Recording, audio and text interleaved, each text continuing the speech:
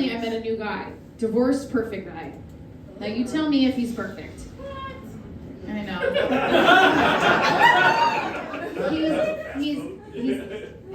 He's a father, like he sees his kids, not just through FaceTime or bars, but he sees them and takes care of them. That counts. Yeah, you're right.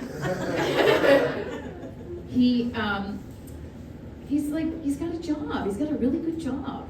Yeah. And he likes to do laundry.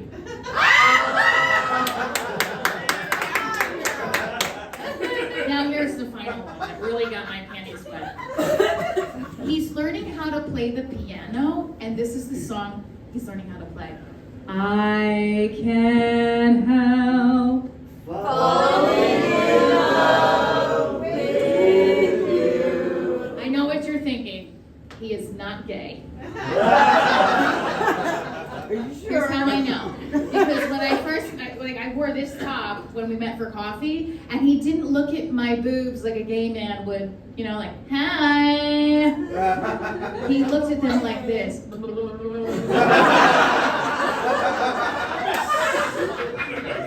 That counts. Recently, you guys are sitting at the hotel here. Okay, I know what I'm doing.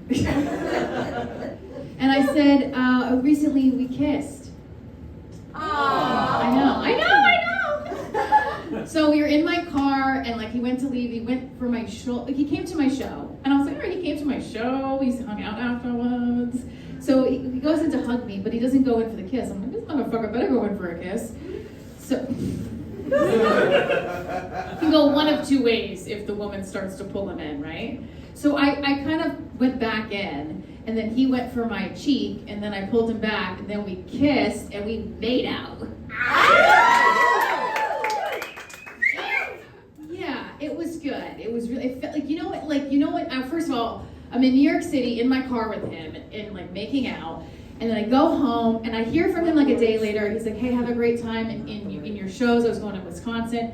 Great. Now, after that, I didn't hear from him for a week. Now, I text him, I'm like, hey, how are you? We chat, and then I say, I'm just gonna go for it. I'd like to see you again. Now, his text message back, in an iPhone when you see the little bubble, and it means that they're typing. Well, when you tell someone you'd like to see them again, you don't want to see a bubble that shows that they're typing for 10 minutes. Nothing good is going to come from it. And then he sends me the message, and it says, I wasn't expecting to kiss. Yeah, what the fuck? Right, what the fuck, right? Okay. Right. So, and then he writes, I wasn't expecting a kiss. I enjoyed it, though. Okay. But I'm not trying to start any type of relationship. I know, he had to say I'm not looking to start any type of relationship. You wanted to say relationship? You want to see, it's like he insinuated that he didn't want to see me or anything with my lips again. I was starting to think about my kiss. Is my kiss bad? I'm thinking about what's wrong with my kissing? And then I was like, you know what? He should be thanking me. I was parked in the middle of the street in New York City with my foot on the brake. I wasn't even in park, and I had gum in my mouth. I didn't know if I should give him the gum, if I should let go of the brake and drive right into the East River, and he would be choking on the gum while we float in the SPR. Give my lips a second chance. At least give these lips a second chance. So I said to my therapist, I felt, but the thing is, the kiss felt really good. I felt him feeling for me. And then my therapist was like, are you sure you felt him feeling for you? Or are those your attachment issues? I said, you're making me feel worse right now. And she goes, well, Michelle, we all struggle with something. I said, yeah, and when I find out where your actual office is, you're going to be struggling with how to breathe.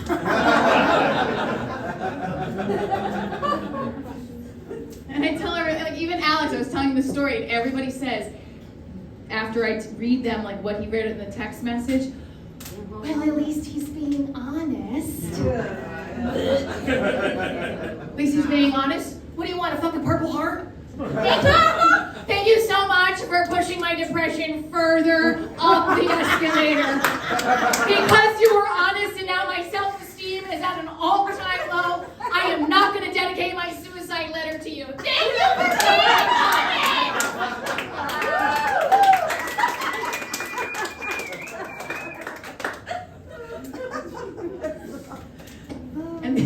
And then my favorite, well, he's a nice guy. And I said, he can go fuck himself. But he's a nice guy. I don't care if he saved a small village in Guatemala, cured cancer, helped every single paralyzed person on the planet and healed. He can sit on a big dick and fuck himself. And then my therapist is like, I think you should write a letter to love.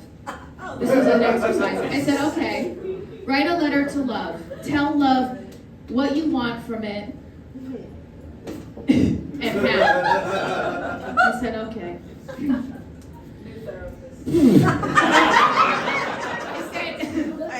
I said, dear love, what I want from you is to go fuck yourself.